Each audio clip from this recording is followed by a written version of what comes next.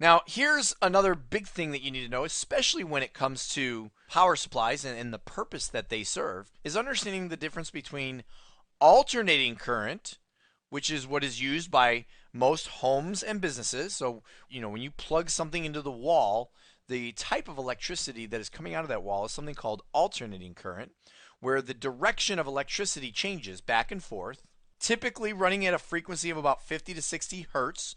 We learned in the processors lesson that a hertz represents cycles per second. And the voltages of our alternating current range from 110 to 230. And again, 110, some people say 220. Some others will rate it at 230. Instead of 110, sometimes they'll say 115. Okay, so there is that variable. A lot of times you'll see 110, 220.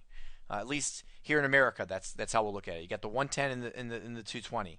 The other thing I will tell you is here in America, your typical outlet has 110 volts, whereas I know over in other countries, like over in Europe, typically you'll have 220 or 230 volts in those outlets.